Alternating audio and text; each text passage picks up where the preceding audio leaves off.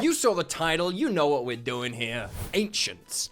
It's the Druid Paladin. You have an okay spell list. Ensnaring Strike can restrain a target on a failed save, and Misty Step lets you bonus action teleport any turn that you aren't smiting. Your Channel Divinity Nature's Wrath lets you use an action to conjure spectral vines that attempt to ensnare all creatures within 15 feet. They gotta pass a strength save, and if they fail, they are restrained for the next minute. That's an area of effect mass restrain that you can slap down multiple times per day, potentially setting up some crazy combos with any ally casting a dexterity-based saving throw spell. Creatures can only attempt to break free at the end of their turn as well, so you are guaranteed to lock them in place for at least one turn if they fail the initial save. We're gonna see a lot of pseudo lockdown effects from Paladin subclasses in this video. This one is one of the best. Level 7, you get the Aura of Warding. This gives you and allies in your 10-foot aura resistance to radiant, psychic, and necrotic damage. Not bad. Necrotic damage at least is pretty common. Level 15, you get Undying Sentinel. The first time each day you would fall to 0 hit points, you fall to 1 instead, then you regain hit points equal to 3 times your paladin level. This feature is officially used too often in 2024 D&D. I'm giving it the honorable designation of boring feature they slap on a subclass when they don't know what else to do. Still, it's okay from a power perspective. As a frontliner, you might be dropping on occasion, and this gets you back in the action with enough hit points that you're not going to instantly drop again. Level 20, you can use a bonus action to go Elder Champion form for 1 minute. All enemies within your Paladin aura, which is 30 feet right now, have disadvantage on saves to resist your Paladin spells and Channel Divinity. Best options here are probably Banishment, Geas, and your Channel Divinity Mass Restraint. You also regain 10 hit points at the start of every turn. Not bad, but not great, and remember this only triggers if you aren't incapacitated, so it won't get you up from 0 hit points. Finally, you can cast spells which have a casting time of 1 action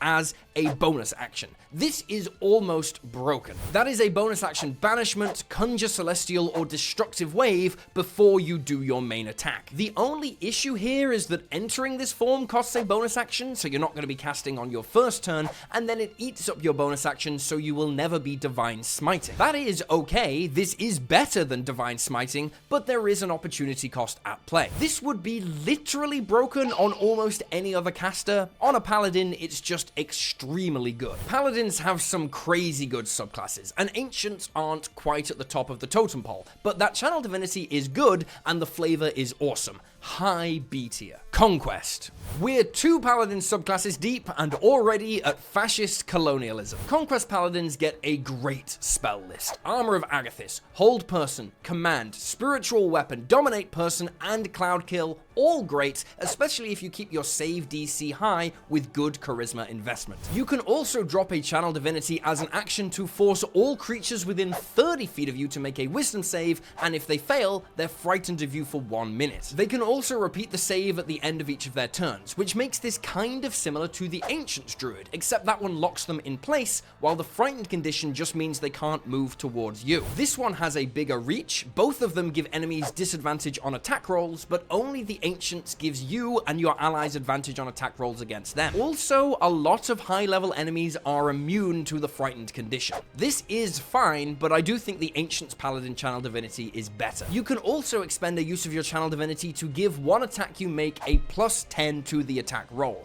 This will almost guarantee you hit when you need to. This isn't bad, but unless you've crafted a build that pushes everything into a Nova Strike that absolutely must hit, this is just turning a miss into a hit a couple of times per day. And we've got Paladin subclasses coming soon that boost your damage reliability way more than this. Level 7 is solid. Creatures in your aura, which is 10 feet at this level, who are frightened of you, have their speed fall to 0. They also take psychic damage equal to half your Paladin level at the start of their turn in that aura. Level 15 is a similar vibe. Any creature that hits you with an attack, no matter the range, takes psychic damage equal to your charisma charisma modifier. This doesn't even cost your reaction, it just happens. We are hopefully rocking a 4th level Armor of Agathys by this level, so now any creature that even touches you is taking between 23 to 25 damage. That's potentially multiple times every turn, and it bypasses all AC and saving throws. Legitimately a cool build. And also, don't forget the 7 psychic damage they took at the start of their turn either. Finally, level 20, you can use an action to enter the invincible Conqueror form for 1 minute. You get resistance to all damage. You can make 1 additional attack every turn when you take the attack action,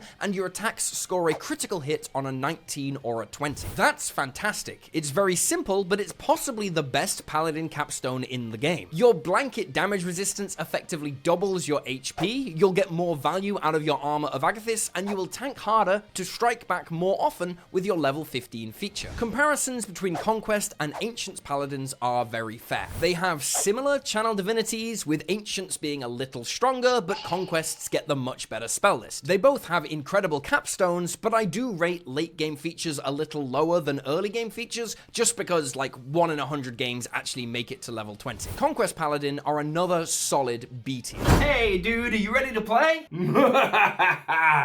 Too late, you fool. What? I thought we were playing TTRPGs tonight. I wanted to play yesterday, but you were at your grandmother's funeral. Well, I said I was sorry. It was an important family. Get out, you parasite. Why are you being so mean? Because I don't need you anymore. I can play TTRPGs solo with the new Hearts of Ravensdale. Hearts of Ravensdale? Hearts of Ravensdale is the new rustic fantasy campaign book for Legend in the Mist, overflowing with new lore, detailed locations, a full bestiary of strange and cunning adversaries, and a full-length campaign to take players from everyday bumpkins to epic heroes on a journey to save the realms. All for the incredibly accessible and award-winning Legend in the Mist RPG. 30 new tropes, cooking and crafting rules, over 70 creatures of Twilight, 7 rustic adventures you can run as one-shots or a full campaign, and deep lore, landmarks, rumors, and legends to explore. And the PDFs are available right now. Wow, that does sound amazing. Yes, and it's solo play, so I don't need... Oh, wait. It says here that it's got co-op support for the entire book. Are you doing anything tonight? Dude, you just berated me for the last 90 seconds. Come on. Oh, fine, let's play. Grab the Hearts of Ravensdale campaign book today for solo or group play, and pre-order the print version to save up to 40% on your physical copy when it ships. Link in description. Crown. God save the king. Am I right, fellow Britons? This is an interesting subclass, actually. Decent spell list, although most of these are available to paladins anyway, so you're not really expanding your options. But your Channel Divinity Champion challenge is low-key crazy.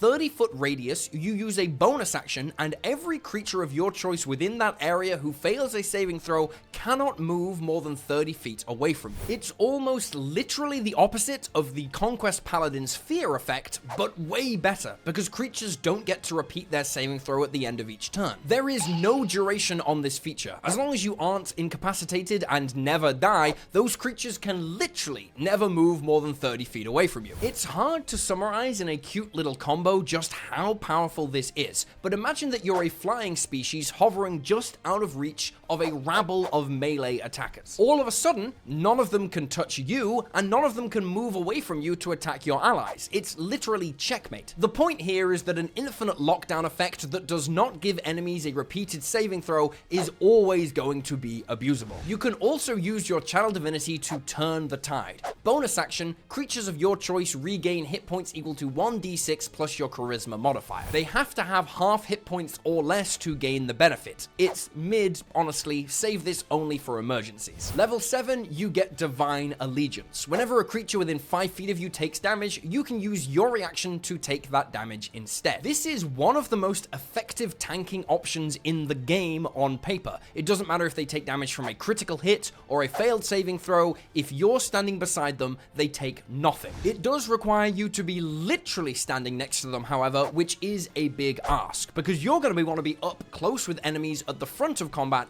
while your squishy allies are probably going to want to be way near the back. Also, there is a strictly better version of this exact feature that a different Paladin subclass gets, which is always rough. Level 15, you have advantage on saving throws to avoid being paralyzed or stunned. This is the age of the subclass kind of showing here. If this was published today, it would definitely say you have advantage on saves to avoid or end those conditions. As it stands though, it's rough. Yes, those conditions are very dangerous and you do want to avoid them, but they're not exactly common. And if you do happen to fail even once, you are back to making all subsequent saves to end the condition without advantage. Level 20 is your Exalted Champion form, which you can enter as an action and it lasts for 1 hour. That's a good duration. You can slap this down before combat easily without wasting any actions. You have resistance to bludgeoning, piercing, and slashing damage from non-magical weapons. This is technically fine, but there's a paladin coming up that gets this exact feature 5 levels earlier, and it's on all of the time. Your allies also have advantage on death saving throws while within 30 feet of you, which is pretty good because you already give them +5 to saving throws on account of being a paladin. And finally, you and your allies within 30 feet have advantage on all wisdom saves, which is fantastic for the same reasons. Crown paladins are old. You can feel that they're old in the bones of the subclass. However, that channel divinity is still not to be messed with. They are low B tier, but still very respectable and probably the most breakable paladin subclass that we've seen so far. Devotion.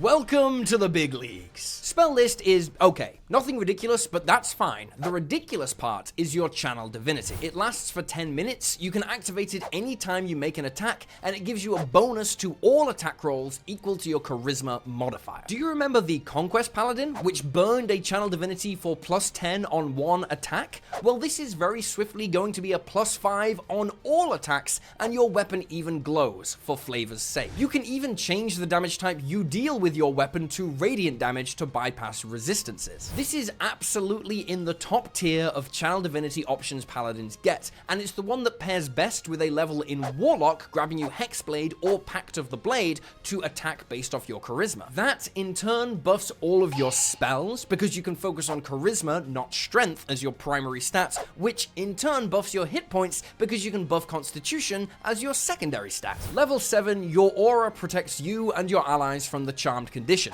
Charmed is very powerful, squad immunity is great. At level 15, anytime you use your divine smite, you and allies within your aura gain a +2 to their AC until the start of your next turn. Your aura is about to be a 30-foot radius, and even if this only ever buffs yourself, +2 AC on top of heavy armor and a shield is no joke. Finally, level 20 is Holy Nimbus. Bonus action transformation, you gain the following benefits for 10 minutes. You have advantage on any save forced by a fiend or undead. This is completely mid. Whenever a creature starts its turn within 30 feet of you, you can deal 11 radiant damage to it. This is pretty good, although a little bit Conquest Paladin coded. And your 30-foot radius aura is filled with sunlight. This has some niche benefits, but it's not really worth worrying about. Okay, so the final Devotion Paladin feature is kind of mid, but in a weird way, this makes the subclass even better, because you're missing out on nothing good by taking a few levels in Warlock to go all in on charisma. This is an amazing subclass, super reliable, and surprisingly simple to play. All you need to do is attack and smite and take as many Warlock levels as you fancy, and you will feel almost unstoppable. This is the subclass that combines best with the strongest Paladin multi-class builds, and it's still great on its own.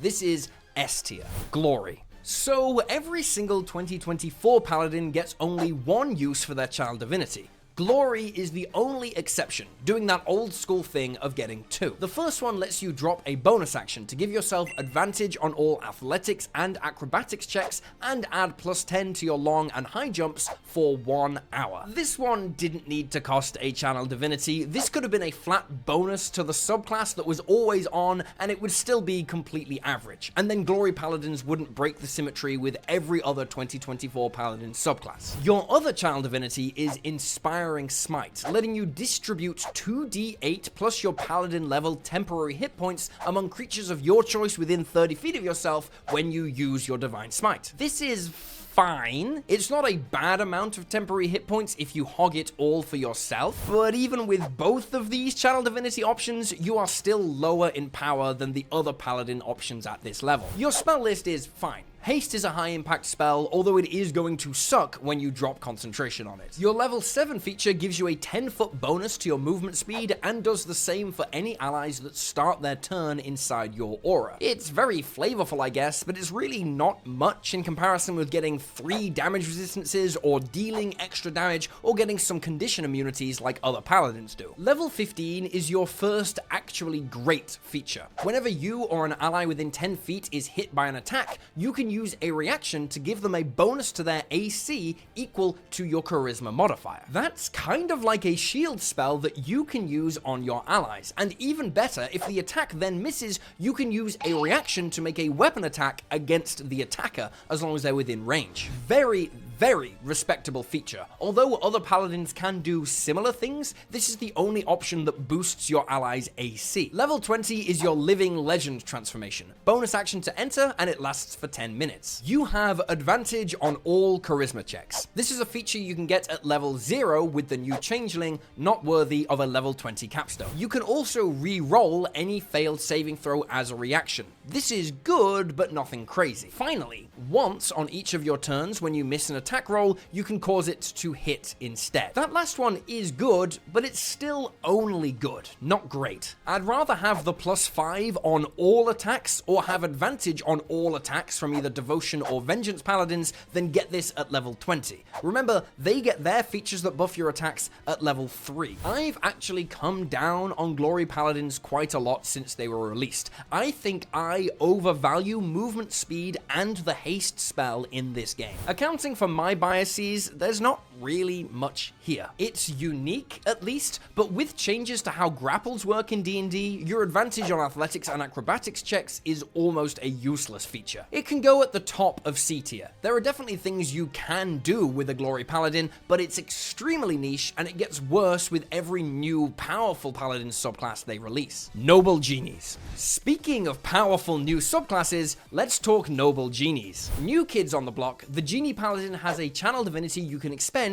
anytime you hit a creature with your Divine Smite. Doing so gets you one of 4 effects, each one named and themed after a type of genie in D&D. The Dow's Crush grapples the target, no saving throw, and while it is grappled, it is also restrained. A no saving throw restrain effect is fantastic. Yes, it's not multi-target like the Ancient's Paladin, but it's guaranteed, which counts for a lot. Genie's Escape lets you teleport to an unoccupied space within 30 feet of you after Divine Smiting. You also then resist bludgeoning, piercing, and slashing damage and have immunity to the grappled, prone, and restrained conditions until the start of your next turn. Solid defensive feature. Afriti's Fury deals an additional 2d4 fire damage and then another 2d4 fire damage to a different creature within 30 feet of you. It's a simple option, but damage is damage, I guess. Finally, Marid's Surge forces the target of your Divine Smite and other creatures of your choice within 10 feet of you to make a strength saving throw. On a fail, they're pushed 15 feet back and fall prone. Very cinematic, very cool, and giving them the prone condition sets up your allies for advantage on their attacks. All of these options are solid, but Dow's Crush is definitely the best. Spell list, meanwhile, is looking pretty tasty. Mirror Image, Gaseous Form, Conjure Minor Elementals, and Summon Elemental are all nice spells paladins don't typically get. Level 7, and your aura gives you and all allies resistance to thunder, lightning, acid, cold, or fire damage. But you can also swap your choice at the start of each of your turns. This is the best paladin damage resistance aura we've seen. Yes, the Ancient's Paladin gets you 3 at once, but this gets you 5 very common resistances, and you can swap to whichever one is relevant at the time. Level 15 is Elemental Rebuke. When you're hit by an attack roll, you can use a reaction to half the damage you take, Uncanny Dodge style. The attacker then needs to pass a dex save or take 2d10 plus your charisma modifier elemental damage, or half as much on a successful save. This is comparable to the Glory Paladin's reaction feature. Whereas that one boosted your AC and maybe let you dodge an attack roll altogether, this one just minimizes its impact and deals damage no matter what. Remember, the Glory Paladin has to be in range of the attacker to make an attack, whereas this has no range. You can elemental rebuke someone sniping you from the moon if you have to. Level 20, Noble Scion Transformation. Bonus action to gain the following benefits for 10 minutes. You gain a 60-foot flying speed. This is officially a boring feature they slap on everything these days, but you also get Minor Wish. Whenever you or an ally within 30 feet fail a D20 test, you can use a reaction to cause that test to succeed instead. This is so much better than the Glory Paladin capstone, it's unfair.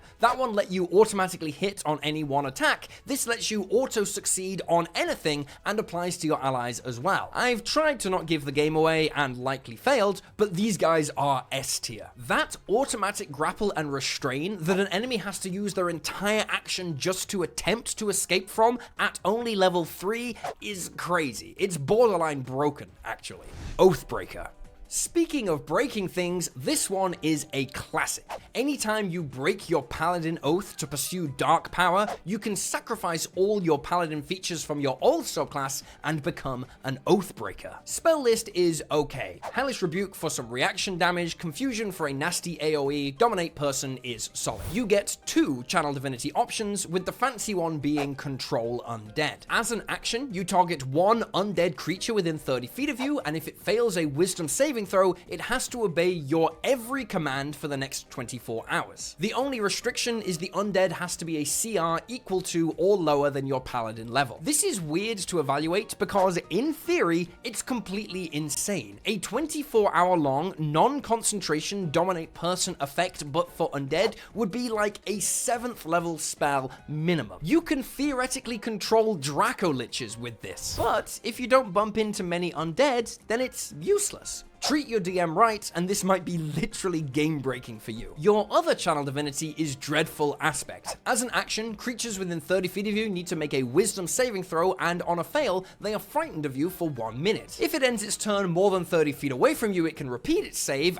and wait a minute, this is just the Conquest Paladin feature. Talk about lazy design. Well, the Oathbreaker actually came first, and it's better than the Conquest Paladin because the targets only get to repeat their saving throw if they end their turn more than 30 feet away from you. Level 7, you get the delightfully named Aura of Hate. You, as well as any fiends or undead of your choice in your aura, gain a bonus to damage rolls equal to your charisma modifier. Your spell list does give you Animate Dead to maybe get a couple of zombie piles plussing off this, and there are other spells that other players can cast to create a fiend or undead to get the benefit as well. Mostly though, this is only going to be buffing your damage rolls. But if you take the level in Hexblade and go full on charisma focused, this could be a plus 15 damage every single turn. Rock a polearm with the polearm master feat and that is big boy damage. Or you can have a double bladed scimitar to get the same advantage without a feat if you're an elf. Plus 15 damage every turn is real. Level 15 and you resist bludgeoning, piercing and slashing damage from non-magical weapons. Glory Paladins are in shambles, and this is a decent defensive feature.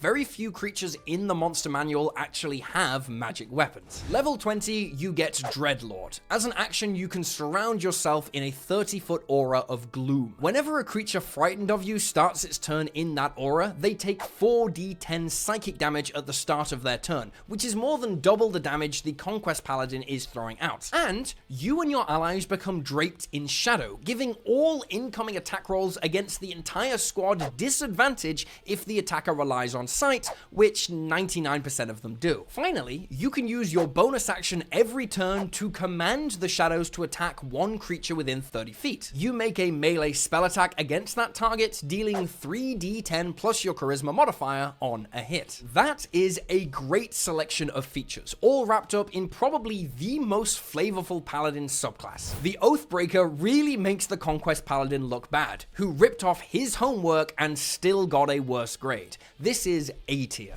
Redemption.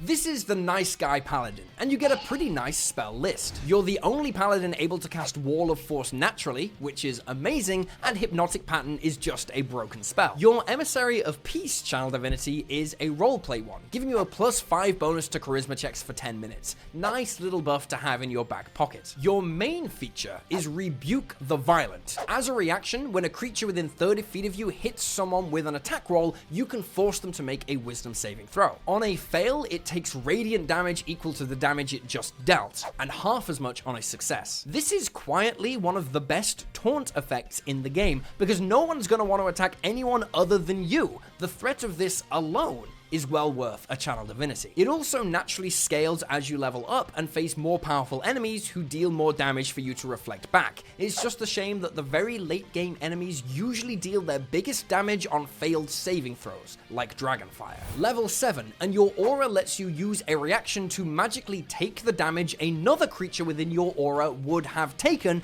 and wait a minute, that's just the Crown Paladin feature. Actually, this is another case where Crown Paladin ripped off Redemption's homework and still got it worse. Your damage absorption can apply to any creature in your aura, not just someone who's standing directly next to you like the Crown. Not a bad feature at all, especially when your aura increases to 30 feet. Level 15 is Protective Spirit. You regain 1d6 plus half your paladin level hit points at the start of each of your turns while you are bloodied. This is solid at this level, especially because you're going to be tanking damage for your allies a lot. Level 20, Emissary of Redemption, is one of the most interesting paladin capstone features. It's not a transformation, it is always on. You have resistance to all damage any creature might inflict, no matter the source. Also, whenever a creature hits you with an attack, it takes radiant damage equal to half the damage that you took. This is ridiculously broken, except it only works on creatures that you haven't attacked, cast a spell on, or dealt any damage to except the radiant damage dealt by this exact feature. So you resist everything and reflect damage back automatically, but after you start attacking a target, they're immune to those features, at least until your next long rest. Even with that restriction in mind though, this is brilliant. All you need to do is focus on one creature at a time in combat while shrugging off everything else their allies might try to do to you. It also combos really nicely with your aura, letting you jump in front of damage your allies would take and then reflect back huge radiant damage. There is genuinely a build here where you never attack the enemy, you just repeatedly heal yourself and jump in front of attacks to reflect the damage back. Redemption Paladins are underrated. Very powerful entry into the A tier. Vengeance. Ooh, would you just look at that spell list. Right off the bat, you can rock Divine Favor plus Hunter's Mark for a bonus 1d6 plus 1d4 damage on every single hit. Then there's Hold Person, Misty Step, Banishment, all lovely stuff. And then you get your Channel Divinity Vow of Enmity. Anytime you attack, you can target one enemy and say you specifically up yours. All your attack rolls against that target now have advantage for the next minute, and if that creature falls to 0 hit points, you can move your vow to another creature. I always compare this to the Devotion Paladin Channel Divinity. Both of them radically improve your chances to hit, but this one doesn't require maximum charisma investment to be useful. And advantage gives you double the chances to crit, which is wildly strong if you're using the 2014 Divine Smite, which deals double damage when you crit. At level 7, you get Relentless Avenger. When you hit a creature with an opportunity attack, its speed falls to 0, and you can then move up to half your movement speed without provoking opportunity attacks. This is kind of similar to the Sentinel feat with some extra movement on top. It does, however, rely on an enemy triggering an opportunity attack from you, which might not be that common. Level 15 is Soul of Vengeance. Immediately after the target of your Vow of Enmity hits or misses with an attack, you can take a reaction to make a melee attack against them as long as they're within range. This is amazing because you're hopefully going to get real up and close with the target of your vow, triggering this every single round. Although this does only trigger when the target attacks, not casts a spell or forces a saving throw, so against enemies that don't only rip and tear, it might not trigger. It's still powerful though, but it's also very sloppy design because it directly competes with your reaction for your 7th level feature as well. I don't know why they they did this. You can never benefit from your 7th level and 15th level feature in the same round. The level 15 one is the better option. You're better off attempting to stab a creature when they make an attack, rather than wait and hope they try to run away without disengaging first. Level 20, Avenging Angel Transformation. It's a bonus action which lasts for 10 minutes. You can fly and you can hover. Officially boring feature. Also, whenever an enemy starts its turn within 30 feet of you, it has to make a wisdom saving throw or be frightened of you for 1 minute. And all attack rolls against that frightened creature have advantage. Once frightened, that creature cannot repeat its saving throw, though it does end immediately if the target takes damage. Mass fear effect that triggers every turn and also generates advantage for you and your allies is kind of ridiculous. Vengeance Paladins might have the best Channel Divinity on paper, plus a spell list that can pull some serious power even without much charisma investment, letting you go all in on strength and constitution. So despite the conflict between level 7 and level 15, and this being another Paladin subclass that managed to be all about the frightened condition by the end, they can go at the very top of A tier. These guys are the very best of the rest. Watchers. Okay, let's be honest, you forgot that the Watcher subclass was a thing, didn't you? Well, shame on you, because they get a pretty banger Channel Divinity, giving a number of creatures up to your Charisma modifier within 30 feet of you advantage on all Intelligence, Wisdom, and Charisma saving throws for 1 minute. It does require an action to use though. That's a pretty rough penalty to pay in combat, but if you can do this before charging into battle, it's amazing. It also only gets better across the game, as you face more and more impressive enemies who target those saving throws. You also get Abjure the Extra Planar as a Channel Divinity option. It's an action to use, and it's basically the Cleric's Turn Undead feature, except it can target any aberrations, celestials, fae, or fiends within 30 feet of you. If they fail a wisdom save, they have to spend every action on their every turn dashing away from you. They don't get a repeated saving throw either. This lasts for a full minute. Sure, it will end if the creature takes damage, but assuming the DM isn't going to have a creature self-wound to break free of this feature, which is definitely against the spirit of the game, it is very powerful. And those creature types aren't that uncommon either. Fae especially are always popping up in this game. Level 17 is a great boost to your Paladin aura, giving you and allies a bonus to initiative rolls equal to your proficiency bonus. I don't mind that this uses proficiency instead of your charisma modifier, because it means you can actually ditch charisma if you like and still be handing out big buffs. Going first in D&D is so impactful, honestly underrated how powerful it is, and giving a party-wide boost is great. Level 15 is Vigilant Rebuke. Whenever you or an ally within 30 feet succeed on an intelligence, wisdom, or charisma saving throw, you can force the creature that triggered that save to take 2d8 plus your charisma modifier force damage. That is undodgeable damage, no saving throw required. Pretty nice, although I'm not sure how often those saving throws are going to come up. This definitely isn't going to be every single combat. But you can see the intended synergy here between your Channel Divinity buffing those saving throws and this punishing enemies when you succeed on. Finally, level 20, Mortal Bulwark. Bonus action to activate, lasts for 1 minute. You gain True Sight out to 120 feet. This could be very powerful if you really build around it, but mostly it's just an okay bonus. You also have advantage on all attack rolls against aberrations, celestials, fae, and fiends, which is potentially good. And when you hit a creature with an attack roll, you can force it to make a charisma saving throw. If it fails, the creature is banished to its native plane if it's not already there, and there is no restriction on this. It doesn't require a reaction, and you can do it multiple times per turn, but once a creature succeeds on the save, it is immune for the next 24 hours. I just realized that I didn't mention the Watcher spell list, and that's because it is kind of mid. You get some okay stuff towards the end, counterspell, banishment, hold monster, but nothing to drag you into this subclass. Watcher Paladins are xenophobic maniacs who delight in the slaughter of any creature not native to their plane, and they're really good at that. If you are in a campaign that is dealing with a lot of fae or fiends or celestials, they can be utterly spectacular. If not, you're mostly just buffing your allies' saves, which is nice, buffing initiative, which is nice, and getting some situational benefits every now and then. It's a B tier subclass, but it would be high A tier in an extra planar campaign. Also, I made a new book. There's some free playtest material you can grab from the Kickstarter pre-launch page down below, like the new Kappa playable species or the Circle of the Blade Druid. Link is down below, check it out and follow along to grab the free early backer Crystal Myth dice when it launches. Also remember to like and subscribe, check out other videos on the channel, and yeah, that's all I got. I'll see you next time.